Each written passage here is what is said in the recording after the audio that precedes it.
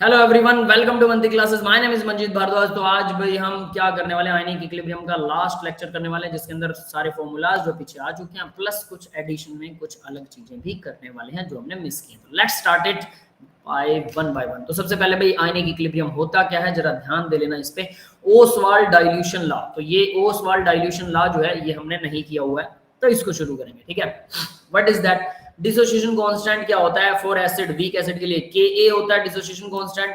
ठीक है, अल्फा बहुत बहुत बहुत कम, बहुत ज्यादा बड़ा हो, ठीक है, ग्रेटर मतलब कम हो, ठीक है, लेस देन 1।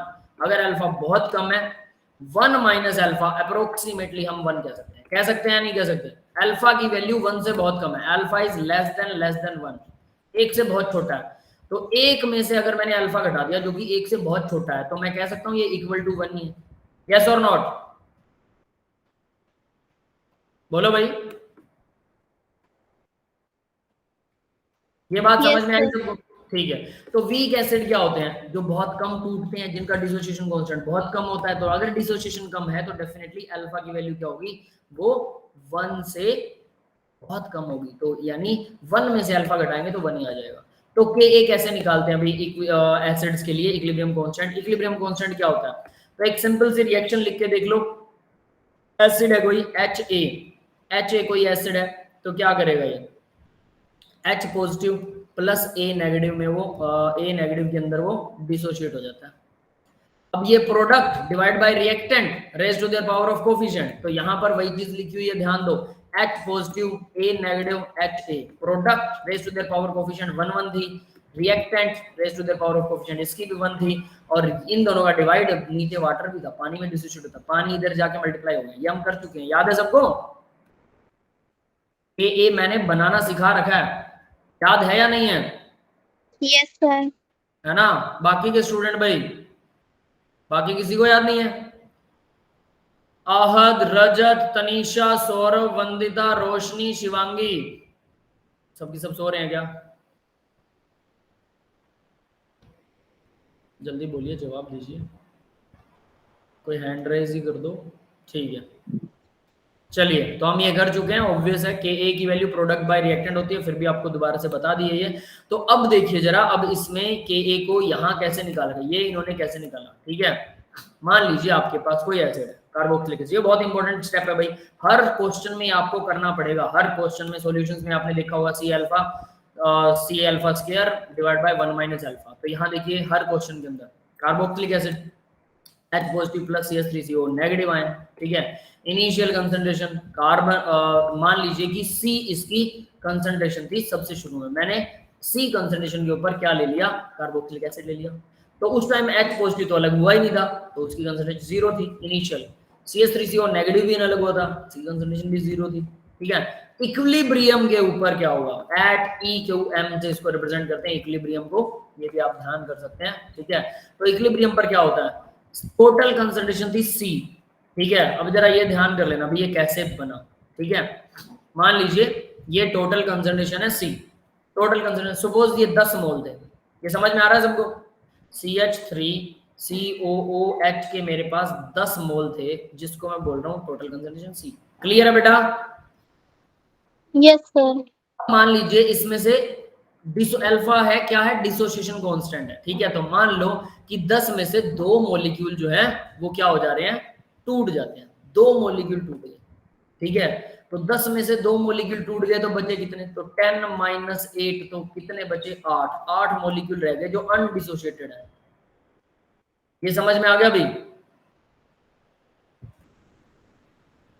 क्लियर है बेटा? Yes sir. में से 8 मॉलिक्यूल रह गए। अब देखो अल्फा क्या होता है? जितने मॉलिक्यूल टूटे डिवाइडेड बाय टोटल। टोटल 10 थे, 2 टूट गए, ये होता है अल्फा। तो अल्फा की वैल्यू क्या है? 1/5। क्लियर है? तो मुझे पता है कि अब यहां से मैं ये 2 की वैल्यू निकाल सकता हूँ। वैसे मुझे पता है कि 2 मॉलिक्यूल टूटे हैं, पर आपको ये नहीं देगा कोई कि 2 मॉलिक्यूल टूटे हैं। आपको तो अल्फा से ही टोटल मॉलिक्यूल टूटे हुए निकालने पड़ेंगे। तो कैसे निकालें? तो अल्फा की वैल्यू 1/5 है, तो अगर मैं अल्फा को यानी 1/5 को टोटल से मल्टीप्लाई कर दूं कंसंट्रेशन से, यानी कि टोटल कितने थे? 10 थे, तो मेरे पास डिसोसिएटेड मॉलिक्यूल आ जाएंगे। डिसोसिएटेड मॉलिक्यूल कितने आ गए? 2 आ गया ना? यस, क्लियर हुई ये स्टेप? Yes sir. यानी टोटल मॉलिक्यूल्स को अगर आप अल्फा से मल्टीप्लाई कर दें, ये टोटल मॉलिक्यूल थे, अल्फा था 1/5, तो टोटल को अगर अल्फा से मल्टीप्लाई कर दिया C इंटू अल्फा, तो हमारे पास डिसोसिएटेड मॉलिक्यूल्स आ गए, मोल्स आ गए, मोल पर लीटर कंसंट्रेशन आ गई, कुछ भी मान सकते हैं, मोल्स। क्लियर है? तो डिसोसिएटेड क्या होते हैं? C टोटल थे, टोटल में से मैंने घटा दिए, यानी मैं इसको C लिख सकता हूं, बिल्कुल, इसको C अल्फा लिख सकता हूं, बिल्कुल लिख सकता हूं। ये समझ में आ गया भाई? Yes sir. तो C minus C alpha equal हो जाएगा 8, यानी कि टोटल मॉलिक्यूल थे 10, 10 में से C अल्फा मतलब माइनस कर दिया मैंने, तो कितने बचे? 8 बचे, यानी कि इन दोनों का टोटल क्या आएगा? Undissociated molecules. तो यहाँ पर अनडिसोसिएटेड लिखा हुआ है। क्लियर है? Yes sir. ये क्लियर हो गया ना? तो यानी C माइनस C अल्फा जो होता है वो क्या होता है? Undissociated molecule. मतलब कुछ मॉलिक्यूल C थी कंसंट्रेशन, कुछ टूट गए, कितने? C अल्फा टूट गए, C इंटू अल्फा मतलब जितने टूट गए, अल्फा बाई 1/5 जो भी। तो अब क्या करते हैं? टोटल में से घटा दिया, तो ये मान लीजिए यहाँ पर कितने रह गए? 2 टूट गए थे, 8 रह गए यहाँ पे। क्लियर है? अब बात करते हैं H पॉजिटिव आयन कितने बने? जितने टूटे उतने ही H पॉजिटिव बनेंगे, तो C अल्फा टूटे हैं तो C अल्फा ही H पॉजिटिव बनेंगे, और उतने ही CH3CO नेगेटिव बनेंगे। क्यों? हमें पता है कि एक मॉलिक्यूल में एक ही H था और एक मॉलिक्यूल में एक ही CH3CO नेगेटिव था। अगर ये एक से ज्यादा होते तो यहाँ पर मान लीजिए 2H होते, तो मैं इसको लिखता 2C अल्फा, C अल्फा का डबल। क्लियर है? Yes sir.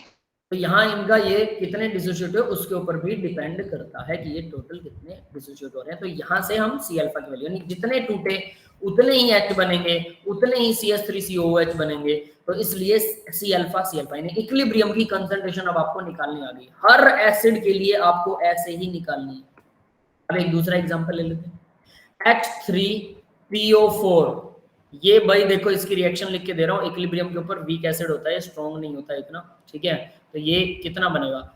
3H positive plus PO4 3 negative. Yes, clear है? तो इसकी कंसंट्रेशन थी C, ठीक है, और यहाँ पर 0 0 थे। अब एट इक्विलिब्रियम के ऊपर इसकी concentration C minus C alpha हो गई, ये तो यही रहेगा, ठीक है, टोटल में से जितने टूट गए। अब ये बताइए जरा, ये यहाँ पर 3H लिखा हुआ है, ये क्या C अल्फा रहेगा और ये भी C अल्फा रहेगा? Yes sir. नहीं, ये गलत है, ये वो नहीं रहने वाला। देखिए ये टोटल मान लीजिए 10 मॉलिक्यूल थे, बिल्कुल ठीक है, ये 10 थे, ये C अल्फा, मैंने बोला अल्फा की वैल्यू 1/5 ले लेते हैं, तो यानी कि माइनस में यहाँ लिख सकता हूँ 10 मल्टीप्लाई में 1/5, यानी कि 2 मॉलिक्यूल टूट गए, तो बचे कितने? बचे तो 8, इक्विलिब्रियम पर ये रह गए 8, बिल्कुल ठीक है। अब इधर 2 मॉलिक्यूल टूट रहे, तो एक मॉलिक्यूल से 3 H पॉजिटिव आयन रिलीज हो रहे हैं, 2 मॉलिक्यूल से कितने होंगे? 6। तो यहाँ पर 6 मॉलिक्यूल आने चाहिए। तो देखो भाई, यहाँ अगर मैं C अल्फा की वैल्यू भरूँ, C था 10, अल्फा था 1/5, तो ये तो 2 आएगा, तो यानी कि 3 से मल्टीप्लाई होगा, तो यानी यहाँ जो 3 लिखा हुआ है ये इससे मल्टीप्लाई होगा, प्लस में यहाँ जो 1 लिखा हुआ है वो भी इससे मल्टीप्लाई होगा। यस, क्लियर है? Yes sir. यानी कि ये 3 C अल्फा और ये C अल्फा, यानी जो कोफिशिएंट लगा होता है ये आगे लगता है। क्लियर है? Yes sir. अब निकालते हैं Ka। इस मॉलिक्यूल के लिए Ka निकालेंगे। Ka क्या निकलेगा? देखो जरा, product divide by reactant raise to the power of coefficient. तो प्रोडक्ट होता है, यहाँ प्रोडक्ट है C अल्फा, इसकी पावर 3 आएगी कि नहीं आएगी? Raise to the power of coefficient, यानी ये 3 इस मल्टीपल में भी 3 आएगा यहाँ, और अगर मैं इसको यूज कर रहा हूँ तो ये पावर बन जाएगा। क्लियर है? Yes sir. मल्टीप्लाई में दूसरा product C alpha, raise to the power of coefficient 1 है इसकी, डिवाइडेड बाय रिएक्टेंट क्या है? C minus C alpha, raise to the power of coefficient 1 ही है इसकी। तो इसकी वैल्यू कितनी आ जाएगी? C अल्फा का क्यूब और C अल्फा की पावर 1, टोटल C अल्फा की पावर कितनी हो गई? 4। तो Ka आ गया C अल्फा की टोटल पावर 4, ठीक है। अब मैं इसमें से अगर मैं C को बाहर निकालूं तो चलो टोटल 4 की जगह मैं ऐसे लिख सकता हूँ, C की पावर 4 मल्टीप्लाई में अल्फा की पावर 4 डिवाइड के अंदर आएगा। यहाँ इन दोनों में से C को कॉमन निकाल सकते हैं, बिल्कुल निकाल सकते हैं। C minus alpha, sorry C minus alpha नहीं, 1 अल्फा, ठीक है। C से एक C कट जाएगा तो ऊपर क्या बचेगा? तो यहाँ पर आपको C की पावर 3 अल्फा की पावर 4 डिवाइड में आ गया 1 माइनस अल्फा। यस, क्लियर हुआ है सबको? Yes, sir. तो कुछ इस तरह से के ए की वैल्यू निकाली जाती है और ये आपको हर इक्वेशन के लिए ऐसे करना पड़ेगा कि इसको मान लिया सी, ये 0 0 थे, उसके बाद में इसकी कंसंट्रेशन कम हो गई सी अल्फा, तो ये सी अल्फा बनेगा, बट अगर आगे 3 लगाओ तो 3 मल्टीपल होगा, ये भी सी अल्फा बनेगा, 1 लगाओ तो 1 मल्टीपल होगा। ये वैल्यू आने के बाद product raise to their power of coefficient, दूसरा product raise to their power of coefficient, दोनों मल्टीप्लाई में, reactant raise to their power of coefficient, इस तरह से ये वैल्यू निकालनी पड़ेगी, फिर आप इसको आगे सॉल्व कर सकते हैं। यस, क्लियर है? Yes, sir. हर एसिड के लिए ऐसे करना, हर बेस के लिए भी ऐसे करना, सबके लिए ये स्टेप सबका कॉमन है, याद रख लेना। तो यहाँ पर वही चीज लिखी हुई है, सी अल्फा और C minus C alpha plus C alpha, तो देखिए product divide by reactant raise to the power of coefficient, तो वो मैंने यहाँ लिख रखा है कि क्या आ गया, C alpha divide by C minus C alpha. तो अब इसको सॉल्व करें तो देखिए सी अल्फा 2 बार है, इसमें से सी को कॉमन निकाल लिया, तो इस सी से ये एक सी कट जाएगा, तो C alpha square 1 minus alpha. समझ में आ गया भाई C alpha square 1 minus alpha क्या होता है? Yes, sir. और ये सिर्फ कौन किसके लिए, ये जरूर ध्यान रखना है किसके लिए, ये एक मोनोबेसिक एसिड के लिए जो एक H पॉजिटिव आयन छोड़ता है सिर्फ। अगर वो 2 छोड़ रहा है तो इसकी पावर 2 हो जाएगी, 3 छोड़ रहा है इसकी पावर 3 हो जाएगी, बट आपको वो सीक्वेंस में इस तरह से उसको वैल्यूएट करके ही करना है, अपनी तरफ से बेवकूफियां नहीं करनी है। यस, क्लियर है सबको? Yes, sir. तो ये फॉर्मूला जनरली मोनोबेसिक के लिए लगता है, वीक एसिड के लिए लगता है, और अल्फा 1 माइनस अल्फा अप्रोक्सीमेट 1 होता है, 1 माइनस अल्फा यहाँ पर आ गया तो हम डायरेक्टली इसको सी अल्फा स्क्वायर लिख सकते हैं। अगर एसिड सच में बहुत वीक है तो नहीं है, तो फिर इस फॉर्मूले को पूरा इवेल्युएट करो। अब देखिए, यानी के ए की वैल्यू अगर वीक है तो सी अल्फा स्क्वायर लिख सकते हैं, ये आ गया C alpha square, 1 minus alpha तो 1 हो गया, तो के ए की वैल्यू सी अल्फा स्क्वायर लिख दिया। तो मैं अगर अल्फा निकालना चाहूँ यहाँ से, तो यहाँ से अल्फा भी निकल सकता है। कैसे? अल्फा को निकालना है तो सी नीचे आ गया, के बाय सी का अंडर रूट कर देंगे तो अल्फा आ जाएगा। यस, समझ में आया ये फॉर्मूला? Yes, sir. बहुत इंपॉर्टेंट है, ध्यान रखना। सिमिलरली वीक बेस के लिए अल्फा की वैल्यू के बी बाय अंडर रूट सी, के बी बाय सी, ठीक है, अंडर रूट के बी बाय सी, ये आ सकती है। नेक्स्ट देखिए, हायर द के ए और के B stronger is the acid और बेस।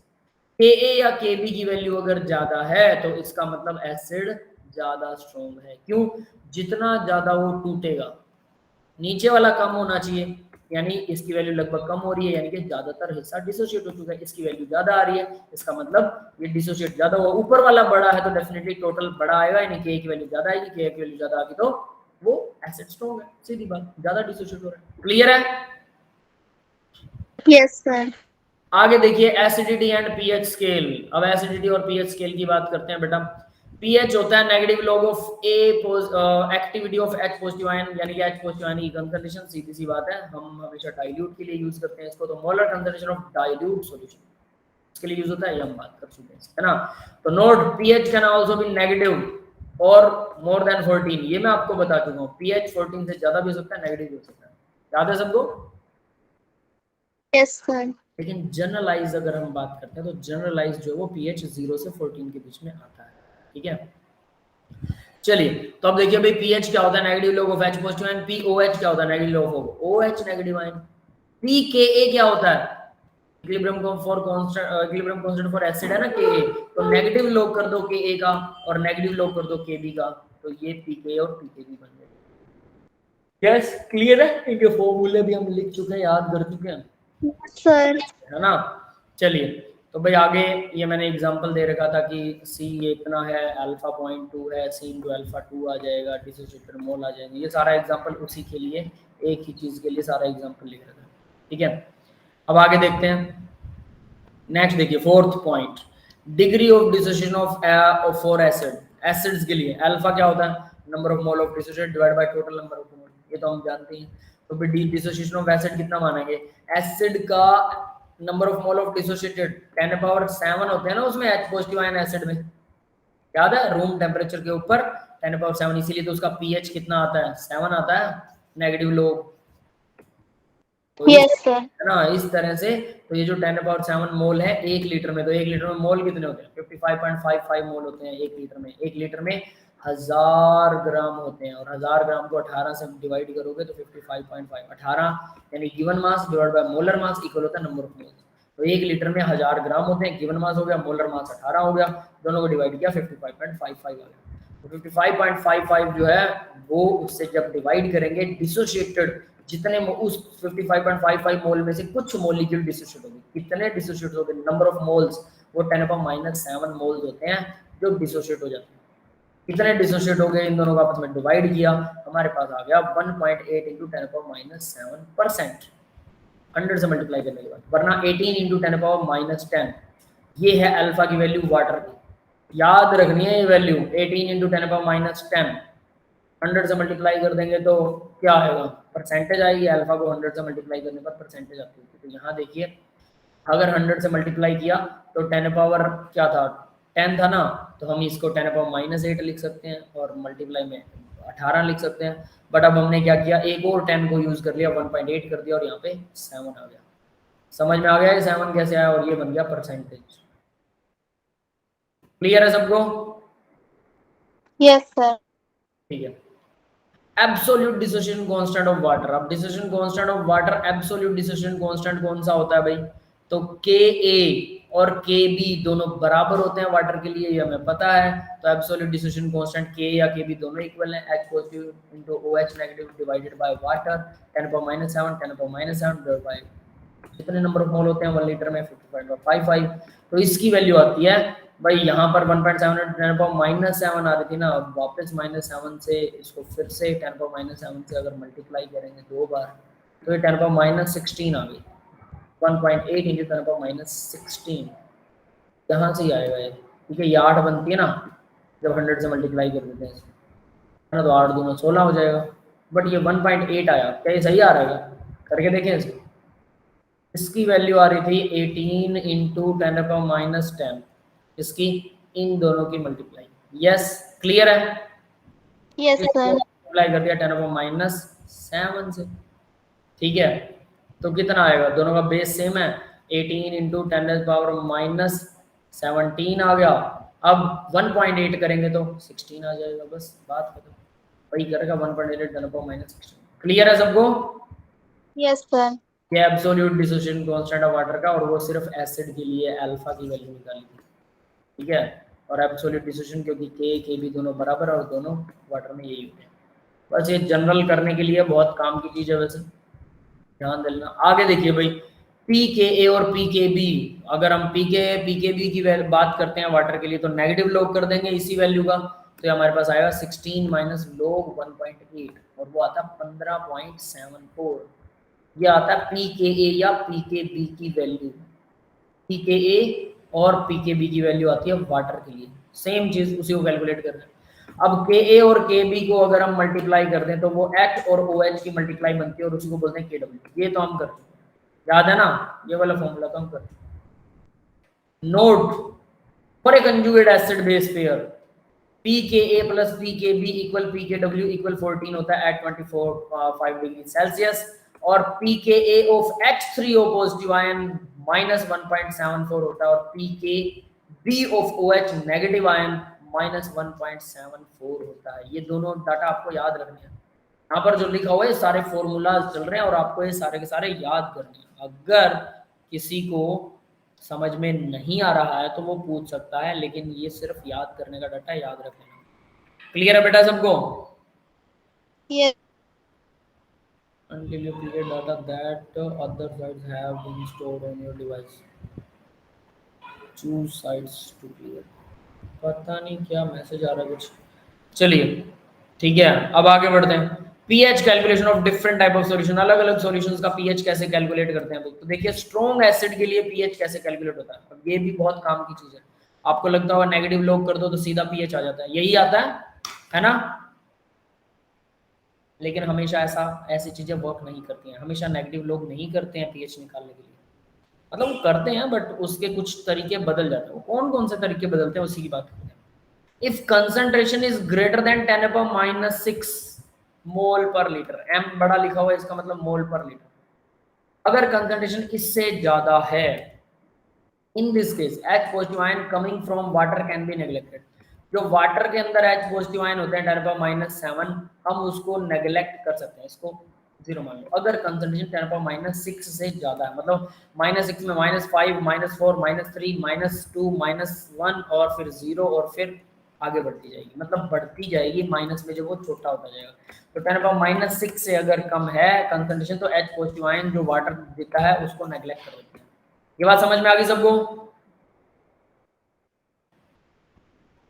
हाँ भाई, Yes. ठीक है। सभी लोग सो रहे हैं क्या? कोई चुटकुला ही सुना दो हमें, मूड फ्रेश हो जाएगा आप लोगों का भी। किसी को चुटकुला याद है? अभी पेपर चल रहे हैं ना, पेपर आने वाले हैं। 15 तारीख से कुछ बच्चों के पेपर शुरू हैं, कुछ के 20 से शुरू हैं, तो ऑब्वियस है ना, पेपरों की टेंशन हो रही होगी सबको। वो अभिजय गया क्या? अभिजय गया मेरे को लग रहा है ना, वो जा चुका है, पेपर की तैयारी कर रहा हो मेरे को लग रहा है ना, पता नहीं क्या कर रहा है। चलिए आगे बढ़ते हैं। तो देखिए, in if the concentration is less than, अगर 10⁻⁻6 से भी कंसंट्रेशन H पॉजिटिव आयन की कम है, तो जो वाटर से in case of H positive ion coming from water can not be neglected, तो उनको नेग्लेक्ट नहीं कर सकते। तो क्या करेंगे उनके लिए भाई, H positive ion of strong acid, जो भी हमारे पास एसिड है उसके जो H पॉजिटिव आयंस हैं, प्लस में H positive ion of water, मतलब जो हमने एसिड लिया था वो स्ट्रॉन्ग वो तो नहीं होगा, बट ऐसे लिख रखा मैंने स्ट्रॉन्ग, ठीक है। तो H positive ion of water plus H positive ion of strong acid, जो भी हमें वाटर से स्ट्रॉन्ग एसिड है, वाटर से तो स्ट्रॉन्ग ही होगा, है ना। तो इन दोनों का टोटल ऐड करेंगे, तो यहाँ H पॉजिटिव आयन इसका ऐड कर लो, इसका भी ऐड कर लो, और फिर total H positive ion concentration आ जाएगी। फिर उसका टोटल का नेगेटिव लॉग करेंगे तो हमारे पास H पॉजिटिव आयन, तो हमारे पास pH आएगा। समझ में आया भी pH कैसे निकालना? अगर 10⁻⁻6 से कंसंट्रेशन कम होती है तो इसका एनसीईआरटी के अंदर एक क्वेश्चन दिया हुआ है इसी के ऊपर। क्लियर है सबको? Yes, sir. वो करना है आप लोगों को, और अगर नहीं देखा तो अभी देखिए उसको, उसको कैलकुलेट कैसे करते हैं। तो वाटर को नेग्लेक्ट नहीं कर सकते हैं अगर कंसंट्रेशन कुछ इस तरह से होती है। अब आगे बढ़ते हैं बेटा, नेक्स्ट देखिए, strong base solution. Strong base solution क्या होता है? अगर using similar method part A calculate the OH and then calculate then use H plus OH जो होते हैं 10⁻⁻14 होते हैं, तो इस तरह से आप इसके अंदर स्ट्रॉन्ग बेस सॉल्यूशन में भी आसानी से निकाल सकते हैं। दोनों का मल्टीप्लाई क्या होता है? 10⁻⁻14, अगर आपको H पॉजिटिव आयन की कंसंट्रेशन पता है, उसको उसके डिवाइड में कर दीजिए, OH नेगेटिव आयन की कंसंट्रेशन आ जाएगी। क्लियर है? Yes, sir. pH of mixture of two strong acid, दो स्ट्रॉन्ग एसिड्स को आपने मिक्स कर दिया, तो यहां पर आता भी normality. What is that normality? देखिए नॉर्मेलिटी वैसे कुछ भी नहीं है। मान लीजिए कि आप जैसे एक एग्जांपल देते हैं, चलो ठीक है, यहाँ से आपको नॉर्मेलिटी समझ में आएगा। H2SO4 प्लस NaOH क्या बनाएगा? Base plus salt plus, sorry salt plus acid water, तो साल्ट क्या बनेगा? Na2SO4, ये SO4 पर 2 नेगेटिव होता है, 2 H पॉजिटिव आयन ये डोनेट करेगा, ठीक है, प्लस 2 H पॉजिटिव आयन यहाँ से डोनेट होंगे, यहाँ से 2 OH नेगेटिव आयन यूज होंगे तो वाटर बनेगा, ठीक है, H2O। ये बात समझ में आई भाई सबको? तो टोटल यहाँ पर वाटर तो 3 थे, यहाँ तो सिर्फ 2 ही हाइड्रोजन है, तो यहाँ 2H2O बनेगा डबल, ये भी 2 लगेगा। क्लियर है? 2 OH 2 H, तो यहाँ पर 2 वाटर के मॉलिक्यूल बनने वाले हैं। हाँ भाई समझ में आ गया? Yes, sir. है ना, ये वाटर 2 ही बनेंगे क्या? 2H2O, 2 ही बनेंगे सर। 2 ही बनेंगे। हाइड्रोजन कितने यहाँ पे? 4, सही है। ऑक्सीजन कितने? 2, सही है, 2 ही बनेंगे, ठीक है। तो ये बैलेंस हो गई। अब इस तरह से वर्क होता है, मतलब अगर मैं इसी रिएक्शन को ऐसे लिखूं, HCl प्लस NaOH, और ये यहाँ क्या आ जाएगा? NaCl प्लस 1 वाटर, ये ऑलरेडी बैलेंस है। 1 मोल के लिए 1 मोल ही NaOH चाहिए, है ना, लेकिन यहाँ पर 1 मोल H2SO4 के लिए 2 मोल NaOH चाहिए। क्यों? क्योंकि H2SO4 की कैपेसिटी क्या है? डबल है। समझ में आया भाई? Yes, sir. तो इस कैपेसिटी को सॉल्व करने के लिए, इस कैपेसिटी का सॉल्यूशन करने के लिए हम लेके आए नॉर्मेलिटी। मतलब मोल में तो आप सॉल्व कर ही लोगे, मोल तो देख लोगे, एक के लिए 2 चाहिए, बट एक के लिए 1 चाहिए, उसी को बोलते हैं नॉर्मेलिटी। एक normal H2SO4, 1 normal H2SO4 equal होगा 1 नॉर्मल NaOH। अब आप कहेंगे कि ये कैसे पॉसिबल है? एक के लिए तो 2 NaOH चाहिए, वो मोल चाहिए ना, नॉर्मेलिटी नहीं चाहिए। नॉर्मेलिटी सबके लिए बराबर होती है, 1 के लिए 1 बराबर होता है, हमेशा 1 के लिए 1 बराबर है नॉर्मेलिटी। ठीक है, तो वो कैसे निकालते हैं, तो अगर मान लीजिए कि मैं H2SO4, अब नॉर्मेलिटी का फॉर्मूला होता है n फैक्टर मल्टीप्लाई में मोलैरिटी। अब n फैक्टर देखिए भाई कौन सा, n फैक्टर इक्वल आएगा यहाँ पर 2, यानी कि इसकी H2SO4 की पावर क्या है, समझ में आ गया, 2 इंटू मोलैरिटी, मोलैरिटी से डबल कर दिया, तो भाई सीधी सी बात इसकी नॉर्मेलिटी आ गई। और NaOH की नॉर्मेलिटी क्या होगी, NaOH तो बेचारा एक ही H पॉजिटिव आयन छोड़ता है, OH नेगेटिव आयन, तो इसकी नॉर्मेलिटी वही आएगी N1 इंटू मोलैरिटी। समझ में आ गया, इसका n फैक्टर 1 है, जो जितने OH नेगेटिव आयन छोड़ता है उतना ही उसका n फैक्टर होता है, जितना H पॉजिटिव छोड़ेगा उतना ही n फैक्टर होगा। इसी n फैक्टर को हम वैलेंसी फैक्टर भी बोलते हैं, n फैक्टर NF लिख देते हैं या फिर VF भी लिखते हैं। हाँ भाई क्लियर है ये बात सबको? Yes sir. तो H2SO4 के लिए n फैक्टर की वैल्यू 2 है, ये हम 8th लेसन में, इसके बाद जो रीडॉक्स वाला लेसन शुरू होगा उसमें n फैक्टर को डिस्कस करेंगे डिटेल में, ये इतना सीधा नहीं है, ठीक है, लेकिन हम डिस्कस करेंगे, डिटेल में डिस्कस करेंगे, ठीक है। तो देखिए जरा, तो n फैक्टर यहाँ पर 2 है, MgOH ट्वाइस में OH नेगेटिव आयन कितने छोड़ सकता है, 2 छोड़ सकता है, इसलिए n फैक्टर 2 है। MgCl2 में, मैग्नीशियम क्लोराइड में, मैग्नीशियम के ऊपर जो चार्ज है 2 पॉजिटिव है, क्लोरीन 2 है, 2 क्लोरीन है, ध्यान रखना, तो एक क्लोरीन पर 1 नेगेटिव है, 2 नेगेटिव है, तो दोनों 2 पॉजिटिव 2 नेगेटिव आ रहा है, इसलिए 2। n फैक्टर कभी भी पॉजिटिव नेगेटिव नहीं होता है, याद रख लेना, वो हमेशा न्यूट्रल रहता है।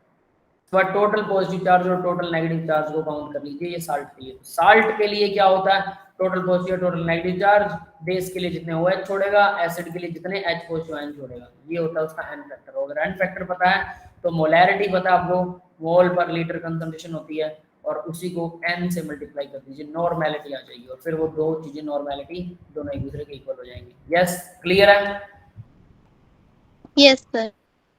ठीक है, आगे बढ़ते हैं तो जरा, तो ये नॉर्मेलिटी हो गया। अब नॉर्मेलिटी को याद रखना, सिर्फ एक ही फॉर्मूला नहीं है नॉर्मेलिटी का, इसके 5-6 फॉर्मूले बनेंगे, ठीक है, लेकिन एक अब आपने कर लिया है, आसान है देखने में भी, और एक दो और हैं जो बहुत यूज होते हैं, वो भी आसान है, उसके अलावा 3-4 और बनेंगे, वो रेयरली यूज होते हैं लेकिन वो भी करने पड़ेंगे, यानी कि सारी concentration, molarity, molality, mole fraction, ppm, ये सब आपने किए थे, है ना, ये सब फॉर्मूले +1 में एक साइड में, नॉर्मेलिटी का अकेले के फॉर्मूले एक साइड में, थोड़ा सा ऐसा होता है। प्रैक्टिस करेंगे बहुत आसान लगेगा, प्रैक्टिस नहीं करेंगे तो नॉर्मेलिटी कभी याद नहीं होगी, ठीक है। तो अब जरा आगे बढ़ते हैं। हरियाणा बोर्ड के अंदर जो मैंने एक स्कूल में पढ़ाया था, 2011 की बात है, वहाँ पर नॉर्मेलिटी था ही नहीं, नॉर्मेलिटी सिलेबस में नहीं था, फिर भी कुछ बच्चों ने मुझे कहा तो मैंने करवाया था, 2011 में भी मैं नॉर्मेलिटी बच्चों को करवाया था। और आप लोगों के IIT के सिलेबस में तो 100% है, n फैक्टर तो दिमाग खा जाता है, जितना आसान लग रहा है इतना आसान है नहीं है, इस केस के लिए आसान है। तो यहाँ देखिए भी pH ऑफ मिक्सचर, अगर आप दो स्ट्रॉन्ग एसिड्स को मिक्स करते हैं तो उनका pH कैसे निकालेंगे, N1V1 नॉर्मेलिटी ऑफ पहला सॉल्यूशन वॉल्यूम मल्टीप्लाई में N2V2 नॉर्मेलिटी ऑफ दूसरा सॉल्यूशन इनटू वॉल्यूम डिवाइड में टोटल वॉल्यूम, ये आ जाएगा आपके पास H पॉजिटिव आयन की normality of the two strong solution. Clear है? Yes sir. और same as it is OH negative ion, अगर बेस का pH निकालना है, दो स्ट्रॉन्ग बेसिस हैं, N1V1 plus N2V2 divide by V1 plus V2, pH of mixture of strong acid and strong base, अगर दोनों का मिक्सचर हो तो एसिड, जो स्ट्रॉन्ग एसिड जितने स्ट्रॉन्ग बेस को नॉर्मलाइज, मतलब वो कर देगा, न्यूट्रल कर देगा, उसके बाद जो बचेगा, अगर एसिड बचा तो एसिड का pH आएगा, अगर बेस बचा तो बेस का आएगा। कैसे पता लगेगा भाई, दोनों में से एक खत्म होगा पक्का। आपको लगता है कि एसिड थोड़ा सा बच जाएगा, बेस थोड़ा सा बच जाएगा? ऐसा हो ही नहीं सकता, एक तो पक्का खत्म होगा। समझ में आ रहा है? तो यहाँ देखिए स्ट्रॉन्ग एसिड, ये स्ट्रॉन्ग एसिड है, ये स्ट्रॉन्ग बेस है, वो कह रहा है N1V1, अगर किसी स्ट्रॉन्ग एसिड का पहले वाले का N1V1 की मल्टीप्लाई ज्यादा है, दूसरे वाले की कम है, तो क्या करेंगे, solution will be acidic. Acid की अगर नॉर्मेलिटी ज्यादा है पर लीटर वॉल्यूम, और मल्टीप्लाई करने पर नॉर्मेलिटी और वॉल्यूम को, और बेस की कम है, तो फिर वो सॉल्यूशन एसिडिक होगा, यानी कि कुछ बेस उसको न्यूट्रलाइज कर देगा, ठीक है। अब दूसरा देखते हैं, और नेचर एसिडिक होगा तो H पॉजिटिव आयन कंजर्वेशन वही N1V1 minus N2V2 divide by V1 plus, volume हमेशा टोटल ही रहेगा, N1V1 से माइनस हो जाएगा N2V2, ठीक है ये। और अगर N2V2 ज्यादा है तो उल्टा कर देंगे, N2V2 minus N1V1 divide by V1 plus V2, और ये OH नेगेटिव आयन की कंजम्पशन आएगी क्योंकि सॉल्यूशन होगा बेसिक। अब भाई समझ में आ गया है? Yes, sir. के ए की वैल्यू, अब देखिए फिर से वही फॉर्मूला आ रहा है, के ए जो होता है वो C alpha square 1 minus alpha होता है, ये हम कर चुके हैं। अल्फा की वैल्यू अप्रोक्सीमेटली 1 हो जाएगी, अगर अल्फा बहुत छोटा है तो 1 माइनस अल्फा 1 हो जाएगा, सी अल्फा स्क्वायर आएगा के ए बाय सी वैलिड फॉर। अब ये चीज याद रखने वाला है, कोई भी चीज दो बार आती है तो उसको ध्यान जरूर देना, ये दूसरी बार आ रहा है, पहले पेज पर भी था।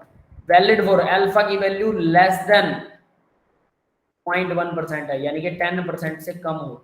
अल्फा अगर 10% से कम हो, डिग्री ऑफ डिसोसिएशन 90%, अगर कोई साल्ट डिसोसिएट नहीं हो रहा है तो हम इसको यूज करेंगे। क्लियर है बेटा, सबको समझ में आ गया? Yes, sir. डाइल्यूशन को इंक्रीज करते हैं, कंसंट्रेशन क्या होती है, डिक्रीज होती है, अल्फा इंक्रीज होता है, H पॉजिटिव आयन की कंसंट्रेशन भी डिक्रीज हो जाएगी, पीएच इंक्रीज होगा। पीएच ज्यादा होता है तो सॉल्यूशन बेसिक होता है, कम होता है तो एसिडिक होता है। अब H पॉजिटिव आयन डिक्रीज हो रहा है तो पीएच तो इंक्रीज होएगा। तो ये पॉइंट्स याद रख लेना जो अंडरलाइन है, ठीक है। PH of A solution of polyprotic acid, week acid है, लेकिन एक से ज्यादा H पॉजिटिव आयन डोनेट कर सकता है। समझ में आया? पॉलीप्रोटिक, एक से ज्यादा H पॉजिटिव आयन, उसका पीएच कैसे निकालते हैं हम? 1/2 pKa माइनस log C, ये भी हम कर चुके हैं, फॉर्मूला डिराइव भी कर चुके हैं, इसको याद है? Yes, sir. है ना?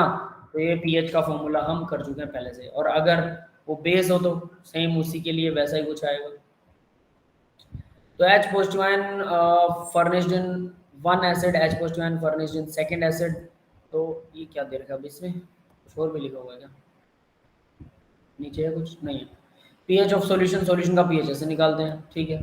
इसके बाद नेक्स्ट रिलेटिव स्ट्रेंथ, अच्छा ठीक है, ये दूसरा point, relative strength of two acid. दो एसिड्स की आपको स्ट्रेंथ को रिलेट करना है, कैसे निकालेंगे कि दोनों में से कौन सा स्ट्रॉन्ग है?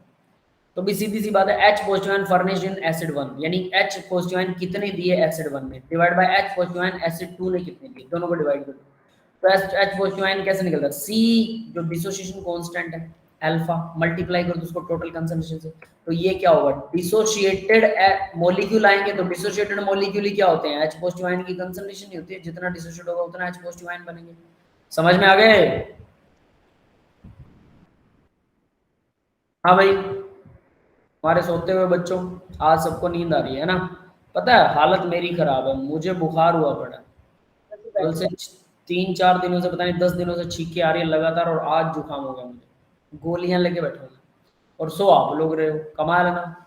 मतलब एक टीचर बच्चों से ज्यादा मेहनत कर रहा है, बड़ा होने के बाद आपके पेरेंट्स भी आप लोगों से ज्यादा मेहनत करते हैं, और हम लोग बोलते हैं बेटा पढ़ लो पढ़ लो पढ़ लो, क्योंकि अब मेहनत कर ली, बाद में मेहनत कम करनी पड़ेगी, है ना? लेकिन हम लोग ऐसा करेंगे नहीं, है ना?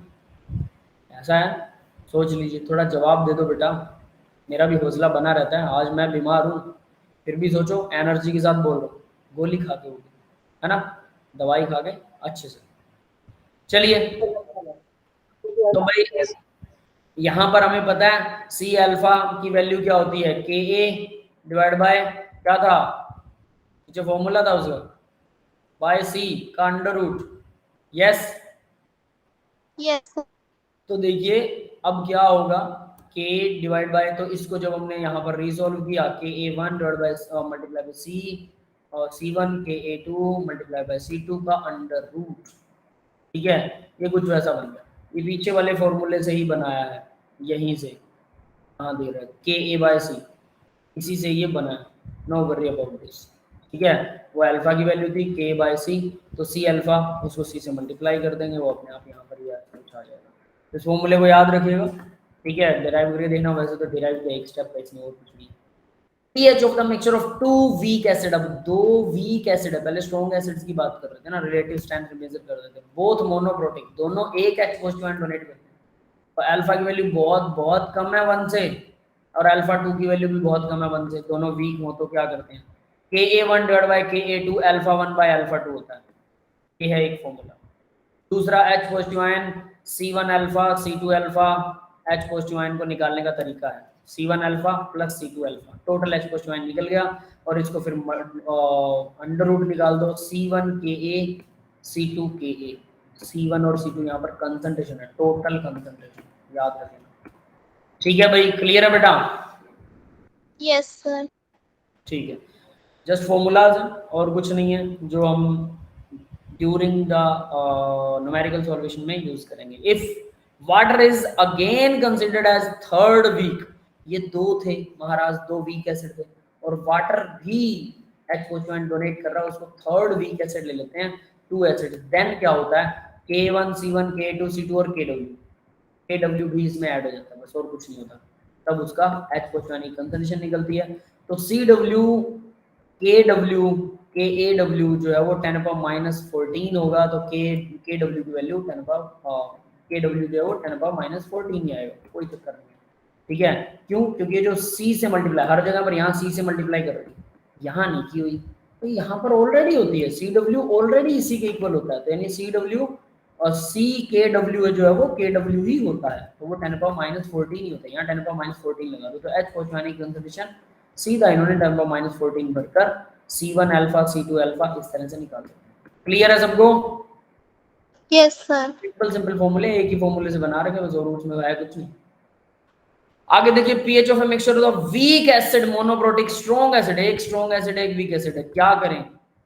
तो भाई strong acid C1 concentration, weak acid C2 concentration, H positive of strong acid कितना आएगा C1, ठीक है, then H positive from strong acid, suppose C1 H positive है and H positive from weak acid C2 है, strong acid और strong weak acid के concentration दिखा रखी है H पॉजिटिव की C1 और C2, ठीक है, स्ट्रॉन्ग और weak. Let HA is a weak acid, HA मतलब एक हाइड्रोजन है प्लस उसके साथ नेगेटिव आयन लगा हुआ है, ये एक वीक एसिड है, ठीक है। तो अब जरा देखिए इन्होंने क्या करा, इसको नहीं भी मानेंगे तो भी चलेगा। देखिए H पहुंचाने की कंसंट्रेशन क्या होगी C1, यानी concentration of strong acid, C1 का स्क्वायर अंडर रूट में है 4K1C2, K2 था डिवाइडेड बाय 2, ये क्या है पता है? अगर आप इसको ध्यान से देखें वही है, H positive concentration of weak acid plus H positive concentration of strong acid, इन दोनों को जोड़ दीजिए और इनके जो वैल्यूज आती हैं वो C1 C2 Ka C1 Ka2 C2 इस तरह से आएगी, उसको जब सॉल्व करेंगे तो ऐसा ही बन जाएगा। क्लियर है? Yes, sir. इस फॉर्मूले को याद कर सकते हैं या फिर डायरेक्ट इसे याद कर सकते हैं, बात एक ही है।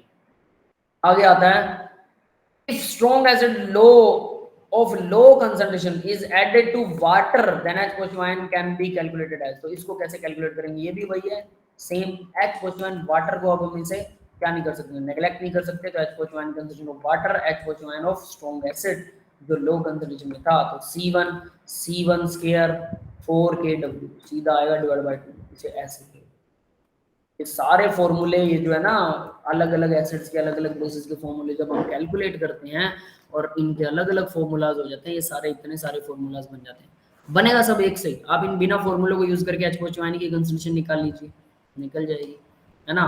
प्रोडक्ट बाय रिएक्टेंट करके raise to the power of coefficient करके फिर दूसरे वाले की निकालिए, वो भी निकल जाएगी, फिर दोनों को जोड़ दीजिए, वो भी निकल जाएगा। फिर पीएच निकालना है, क्या करें, नेगेटिव लॉग कर दीजिए, से भी कर सकते हैं, लेकिन ये यहाँ पर फिर उन्होंने उसको डिराइव करके थोड़ा सा शॉर्टकट बना दिया।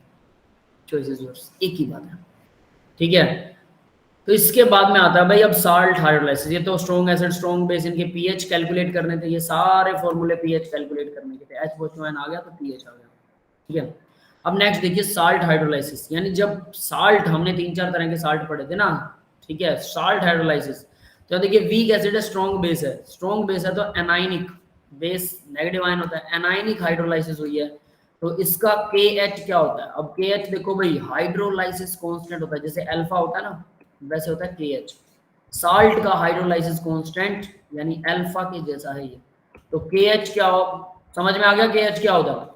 तो वो KH की वैल्यू कैसे निकालते हैं? KW बाय KA, अगर KA अगर बेस स्ट्रॉन्ग है तो, और अगर एसिड स्ट्रॉन्ग है तो KW बाय KB आएगा, उल्टा होता है इसमें। समझ में आ गया सबको? Yes, sir. Degree of hydrolysis, ठीक है, हाइड्रोलाइसिस कांस्टेंट KH है, जैसे हम KA निकालते हैं, इक्विलिब्रियम कांस्टेंट फॉर एसिड, तो product by reactant raise to their power of coefficient alpha beta लगा सकते हैं, जैसे हम एसिड्स के लिए निकालते हैं वैसे ही हाइड्रोलाइसिस के लिए KH निकालेंगे। और H क्या है? डिग्री ऑफ हाइड्रोलाइसिस, अल्फा, ये है अल्फा, सॉरी मैंने KH को बता दिया, ये होता है अल्फा, डिग्री ऑफ हाइड्रोलाइसिस, तो आप अल्फा मान सकते हैं, तो उसकी वैल्यू क्या आएगी? सेम KW बाय, वो वहां पर क्या था भाई K/C था ना, यहाँ पर भी वही है, KW/KAC।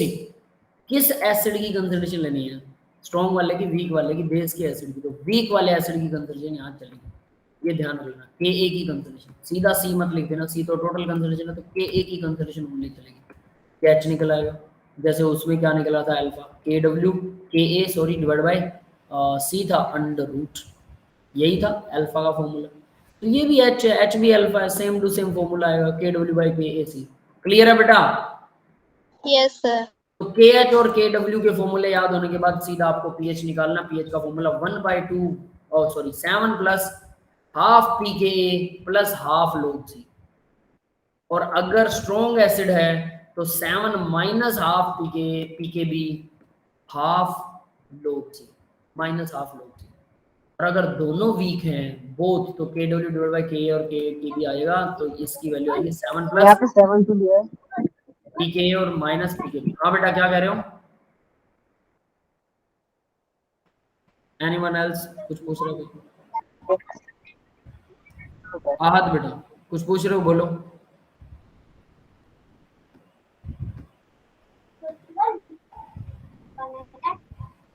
आपकी आवाज नहीं। मैं कह रहा हूँ यहाँ पे 7 टू लिया है। 7 क्यों ले? देखो पीएच कितना होता है 7, हमने पीछे फॉर्मूला किया था, डेरिवेशन के ड्यूरिंग 10⁻⁻7 आता है वाटर का H पॉजिटिव आयन, जब उसका नेगेटिव लॉग करते हैं 7 बाहर आ जाता है, और ये 7 अलग से लॉग 10 की वैल्यू 1 आ जाती है, तो ये अलग से आ जाता है यहाँ पे, समझ गए? तो ड्यूरिंग द डेरिवेशन 7 अपने आप डिराइव अप होता है, हमने लिया नहीं है। तो आपको ये 7 पीएच मतलब न्यूट्रल, 7 में कुछ जुड़ेगा तो वो बेस हो गया, 7 में से कुछ घटेगा वो एसिडिक हो गया, 7 में कुछ जुड़ रहा है कुछ घट रहा है, ओवरऑल वैल्यू कितनी रहेगी, 7 से ज्यादा आएगी कि कम आएगी, तो वो डिपेंड करेगा कि वो एसिडिक बनेगा बेसिक बनेगा, समझ गए? जैसे ये एनाइनिक है, एनाइनिक मतलब बेसिक है, स्ट्रॉन्ग बेस है, स्ट्रॉन्ग बेस है तो क्या होता है भाई, 7 में दोनों जुड़ रहे हैं, देखो जुड़ रहे हैं ना दोनों, 7 में कुछ ना कुछ ऐड होगा, तो बेस 7 से ऊपर बेस होता है, और 7 में से कुछ ना कुछ घटेगा तो वो एसिड आ जाएगा, दोनों चीजें घट रही हैं, तो ये 7 से कम आएगी वैल्यू। और अगर दोनों के दोनों वीक एसिड वीक बेस हैं तो भाई वो वैल्यू कुछ भी आए इस पे डिपेंड करेगा, एक प्लस हो रहा है एक माइनस हो रहा है, समझ में आ गया? Yes, sir. Strong acid and strong base के लिए डोंट डू नॉट हाइड्रोलाइज, तो स्ट्रॉन्ग एसिड और स्ट्रॉन्ग बेस के लिए हाइड्रोलाइसिस की जरूरत ही नहीं होती है, करते ही नहीं है, और इनका पीएच हमेशा 7 रहता है, ठीक है? ये हमें पता है, ये तो कुछ करेंगे नहीं, दोनों स्ट्रॉन्ग है हमेशा न्यूट्रल बन जाते हैं। यस क्लियर है बेटा? Yes, sir.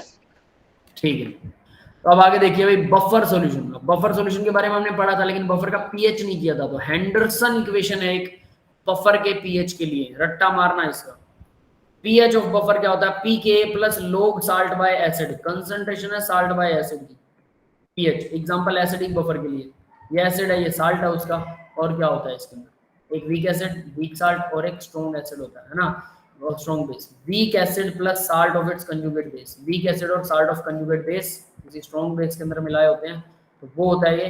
तो यहाँ पर अगर आपको एसिडिक बफर है, पीएच की वैल्यू pKa, इस एसिड का pKa log salt by acid, log salt divided by acid, ये है Henderson equation, Henderson equation. Basic buffer NH4OH NH4Cl weak base और उसका साल्ट होगा कंजुगेट एसिड का, कंजुगेट, ठीक है, और वो क्या बनेगा POH, PKB, वहां PK था ये PKB है, log salt by base, वहां salt by acid है ये salt by base है, ये दोनों फॉर्मूले याद रखने हैं। क्लियर है बेटा?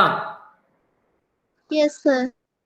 ये एसिड और बेस का बफर निकालने के लिए यूज होते हैं, जैसे मैं बता रहा था कि 7 पीएच होता है हमारी बॉडी का, ब्लड का 7.4 होता है और बेसिक रहना चाहिए। बफर कैपेसिटी क्या होती है, total number of mole of acid या फिर बेस एडेड पर लीटर, आपने कुछ बेस डाल दिया, ये मान लीजिए बफर सॉल्यूशन है, इसमें कुछ एसिड डाल दिया या कुछ बेस डाल दिया, तो इससे क्या होगा, इसका पीएच चेंज होगा, थोड़ा सा डालने पर तो नहीं होगा, ज्यादा डाल दिया आपने तो पीएच में जो चेंज आया है, चेंज इन पीएच, और जितना आपने मोल एसिड के या बेस के डाले थे और उसको डिवाइड कर दो पीएच के चेंज से, तो वो होता है बफर कैपेसिटी, ठीक है? इसको बफर कैपेसिटी बोलते हैं। क्लियर है? कैपेसिटी ऑफ बफर की वो कितना, इसको इंडेक्सिंग भी बोलते हैं, ध्यान रखना, इंडेक्स, बफर इंडेक्स बोल देते हैं या बफर कैपेसिटी बोल देते हैं कि ये इसका लेवल है, इस लेवल तक ये बफर जो है वो हिलेगा नहीं, उसके पीएच में कन्वर्ट नहीं होगा। अब देखिए बफर कैपेसिटी, यहाँ पर बफर कैपेसिटी के लिए dx by d delta pH 2.303 a minus x b minus x divide by a plus b दे रखा है। ये वाला फॉर्मूला आपको करने की जरूरत नहीं। अगर ये कहीं आता है एडवांस के क्वेश्चंस के अंदर तो हम इसको डिस्कस करेंगे, ठीक है। उससे पहले मत कीजिए क्योंकि आपको पहले ये वाले क्वेश्चंस आने चाहिए। आगे बढ़ते हैं बेटा, इंडिकेटर। अब देखो भाई इंडिकेटर क्या होते हैं। हम एसिड बेस की टाइट्रेशन करते हैं, टाइट्रेशन अगले लेसन में डिटेल में आएगा, उसकी इंडिकेटर्स की सारी रिएक्शनें भी हम करेंगे, ध्यान से करेंगे। लेकिन फिलहाल यहाँ पर कुछ पार्ट आया हुआ है क्योंकि एसिड बेस है तो इसकी टाइट्रेशंस भी यहाँ आएंगी, ठीक है। तो देखो क्या होता है, एसिड H पॉजिटिव आयन के साथ इंडिकेटर लगा हुआ है। इंडिकेटर जो कलर को चेंज कर देता है, तो H positive ion plus indicator अलग हो गए। ये इसका इक्विलिब्रियम दिखा रहा है, इक्विलिब्रियम में रहते हैं। तो इक्विलिब्रियम कांस्टेंट क्या निकलेगा, K की वैल्यू, प्रोडक्ट, ये रहा H पॉजिटिव आयन और indicator, raise to their power of coefficient 1 है, डिवाइड बाय रिएक्टेंट, ये हमने K निकाल लिया, इसको निकलेगा K।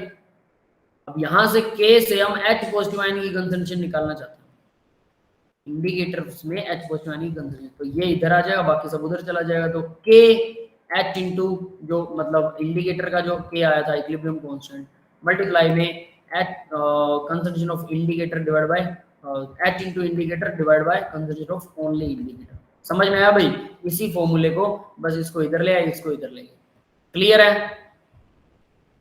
Yes sir. है ना? सिर्फ इतना किया तो ये इधर आएगा तो नीचे जाएगा, तो ये पूरा डाटा हम पलट देंगे, तो फिर इसके बाद ये ऊपर आ जाएगा। या फिर यूं इसलिए कीजिए, इसको इसके मल्टीप्लाई में, इसको इसके डिवाइड में रख दो, ठीक है। आपको सिर्फ H पॉजिटिव आयन की कंसंट्रेशन निकालनी है। तो pH क्या होगा भाई? अब इसका pH निकालें तो H पॉजिटिव आयन की कंसंट्रेशन तो निकाल लेंगे, pH कैसे निकलेगा? तो pH नेगेटिव लॉग कर दो इसी कंसंट्रेशन का, बट यहाँ से अगर कंसंट्रेशन ना निकली तो pH को डायरेक्ट निकालने के लिए pKa जैसे होता है वैसे pKa और pKh इंटू इंडिकेटर की जो KH आया था, ये वाला जो KH है ये H इंटू इंडिकेटर का ही है। तो ये जो K है इसका नेगेटिव लॉग करेंगे, इस K का नेगेटिव लॉग करेंगे, हमारे पास pKh इंडिकेटर आएगा, प्लस में log indicator divide by H indicator की कंसंट्रेशन। यहां से ऐसे भी डायरेक्ट pH निकाल सकते हैं इस फॉर्मूले से, या फिर इस फॉर्मूले को pK indicator plus log indicator की कंसंट्रेशन लीजिएगा ionised form divided by unionised form से भी निकाल सकते हैं इनकी कंसंट्रेशन से। क्लियर है बेटा? इंडिकेटर का pH कैसे निकलता है, इंडिकेटर वाले एसिड बेस टाइट्रेशंस के। टाइट्रेशंस क्या होती हैं हम अगले लेसन में डिस्कस करने वाले हैं, यहाँ पर नहीं। आगे देखिए एक्सटेंट ऑफ रिएक्शन। अब आगे बात होती है इंडिकेटर का सिग्निफिकेंस क्या भाई। अब ये रट्टा मारना आपको, NaOH फिनोफैथलीन एक इंडिकेटर है। अगर NaOH बेस में फिनोफैथलीन यूज करते हैं और ये एसिड HCl, यहाँ पर देखिए extent of reaction different basis with HCl acid using 2 indicator, 2 indicator use कर रहे हैं, ठीक है। तो फिनोफैथलीन अगर यूज करते हैं NaOH के साथ 100% रिएक्शन इज इंडिकेटेड, सारी रिएक्शन पूरी की पूरी इंडिकेट हो जाएगी, हमें पता लग जाएगा। और ये कलर बदल देता है, पिंक कलर का बना देता है हमारे सॉल्यूशन को जब सारा एसिड NaOH से रिएक्शन कर लेगा। यहाँ देखिए इन्होंने रिएक्शन दिखा दी, सारा NaOH एसिड से रिएक्शन कर लेता है, ठीक है।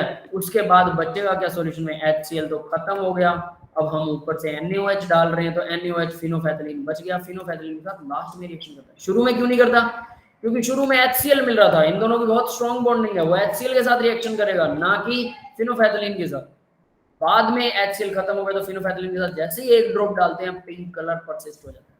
क्लियर है सबको कैसे रिएक्शन होती है? Yes sir. मिथाइल ऑरेंज भी 100% ऐसा करता है और ये भी बता देता है, कोई दिक्कत नहीं, दोनों बता देते हैं NaOH वाले रिएक्शन। अब बात आती है Na2CO3 क्या करता है, 50% रिएक्शन को ही बता पाता है भाई। क्यों? Na2CO3 HCl से रिएक्शन करेगा तो NaHCO3 बनेगा, इसके बाद HCl इससे रिएक्शन नहीं करेगा। तो ये 50% रिएक्शन होते ही क्या कर देता है, हमें इंडिकेट कर देता है।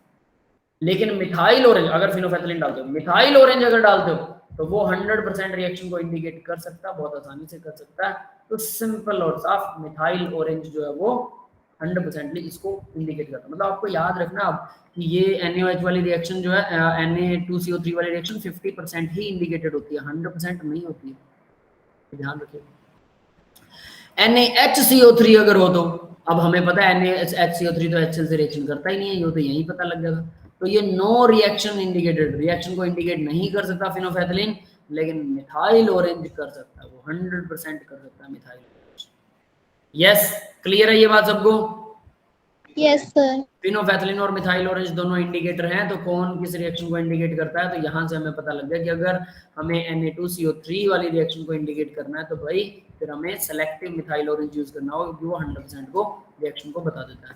ठीक है, नीचे रिएक्शन लिख रखी है कि Na2CO3 HCl के साथ में NaCl plus water plus carbon dioxide बनाता है 100% मिथाइल ऑरेंज की प्रेजेंस में। लेकिन HCl की प्रेजेंस में Na2CO3 अगर यूज करते हैं और फिनोल्फेथलीन यूज करते हैं तो ऐसा नहीं होता, वो 50% ही प्रोडक्ट बनाता है, 100% नहीं बनाता। ठीक है, आगे देखते हैं सोल्यूबिलिटी प्रोडक्ट। तो भाई सोल्यूबिलिटी प्रोडक्ट आप सभी लोग पहले भी कर चुके हो, सोल्यूबिलिटी प्रोडक्ट याद है सबको, हमने सोल्यूबिलिटी प्रोडक्ट किया था।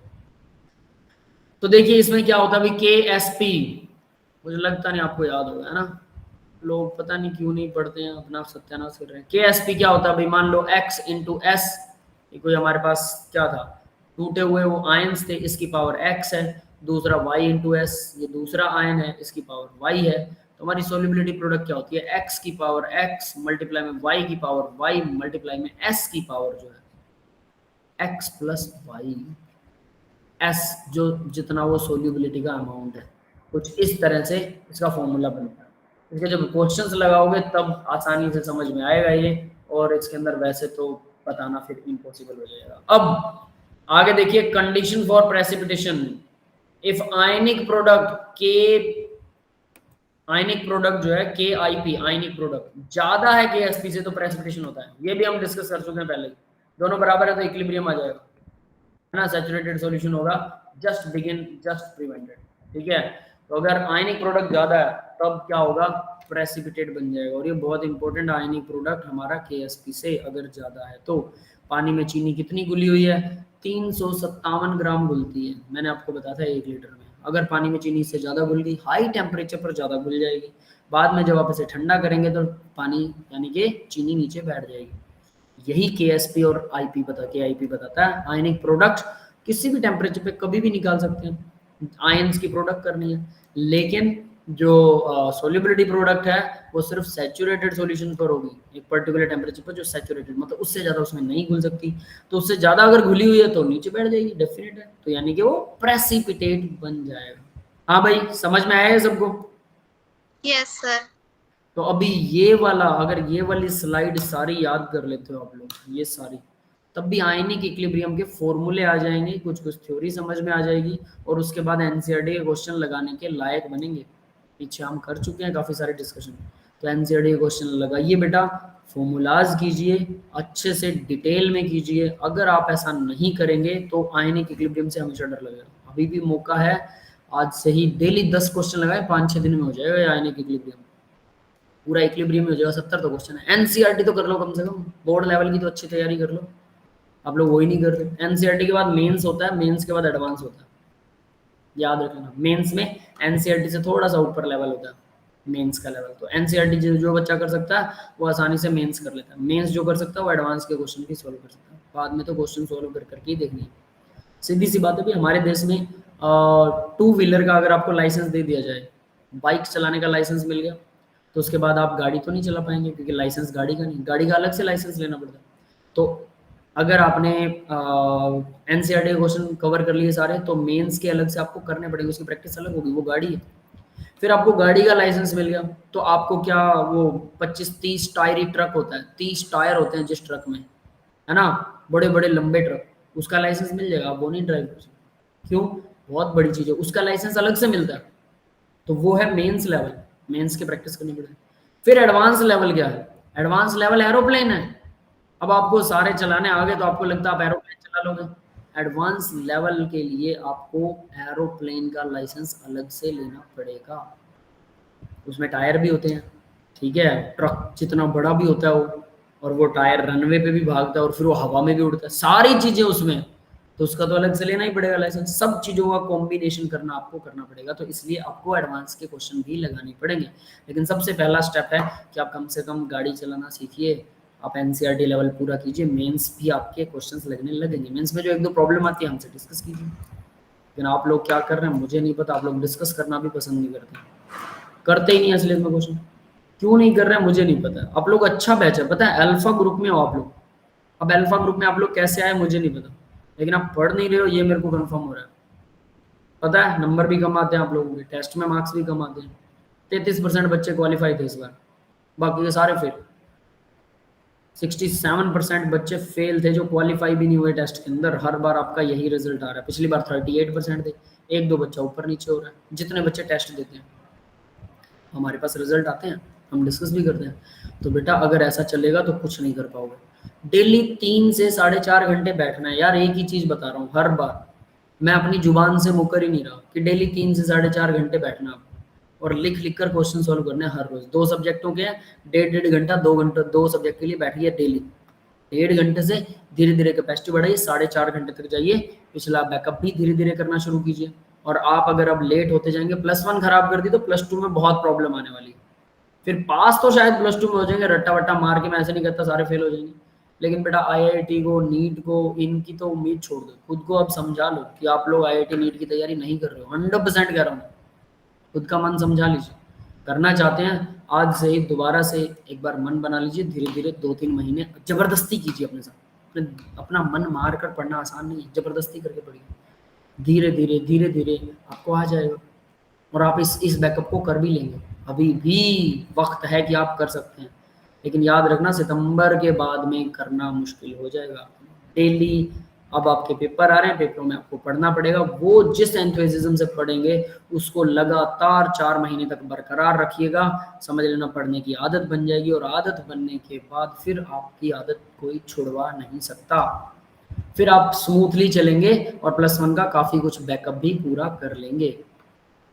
कुछ प्रॉब्लम आती है, हमारे पिछले लेक्चर देखिए, आपको सारे यूट्यूब पे लेक्चर मिलते हैं, ठीक है, और वो सब हो भी जाएगा। कोई बड़ी बात है नहीं है, लेकिन पता नहीं क्यों अगर आप पढ़ेंगे ना तो बहुत। देखो बेटा, रोज थोड़ा थोड़ा ना पढ़ने से कितना बड़ा नुकसान होता है ये आप लोग समझ चुके होंगे, और फिर भी आप उसे एक्सेप्ट नहीं करना चाहते। डेली 3 घंटे लगा रहे हैं, सोचिए। संडे छोड़ दीजिए, मैं हमेशा बोलता हूँ 365 दिन में 52 संडे होते हैं। ऊपर वाली 13 छुट्टियां और छोड़ दीजिए, होली दिवाली की छुट्टियां। 300 दिन पढ़ लीजिए। 300 दिन हर रोज 3 घंटे, कितने हो गए?